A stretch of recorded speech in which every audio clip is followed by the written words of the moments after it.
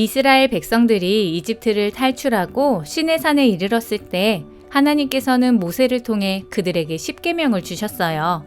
하나님 외에 그 누구도 섬기지 말고 우상도 만들지 말고 그것들에 절하지 말라고 하셨죠. 이스라엘의 지도자였던 모세와 여호수아도 유언을 남기면서 하나님만을 섬기라고 신신당부했어요. 아마 백성들이 새로운 땅으로 들어가게 되면 그곳 사람들이 섬기던 여러 신들을 마주하게 될 테니까요.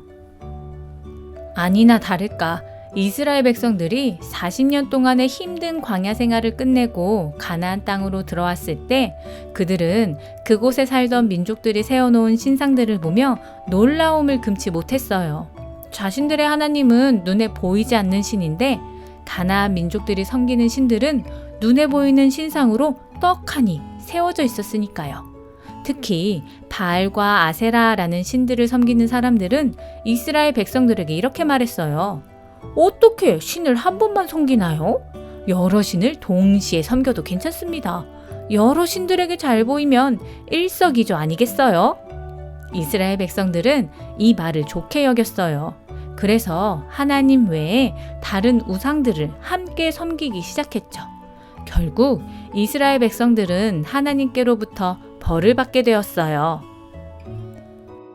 메소포타미아의 왕 구산 리사다임이 이스라엘을 공격했어요.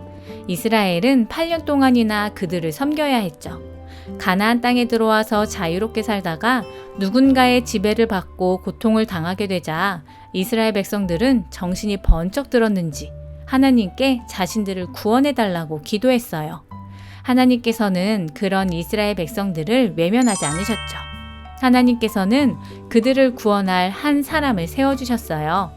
예전에 이스라엘 백성들이 가나안 땅을 정탐하러 갔을 때 하나님께서 가나안 땅을 자신들에게 주셨다고 용기 있게 말했던 갈렙의 동생인 온니엘이었죠. 하나님의 영이 온니엘에게 임하자 온니엘은 이스라엘의 첫 번째 사사가 되었어요. 사사라는 말은 원래 판결하는 사람이라는 뜻을 가지고 있지만 가나안 땅에서는 이스라엘을 여러 민족의 위협으로부터 구원한 사람들을 뜻하게 되었어요. 사사 온니엘은 하나님께서 명령하신 전쟁에 나가서 메소포타미아의 왕을 이겨냈어요.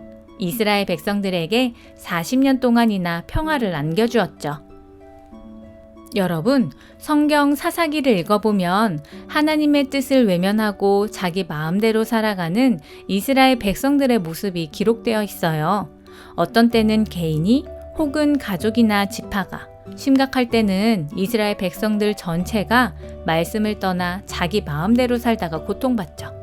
하지만 그럴 때마다 하나님의 영의 감동을 받고 말씀에 순종했던 사람들이 등장해요. 그들을 통해 이스라엘 땅에는 다시 평화가 주어지게 되죠.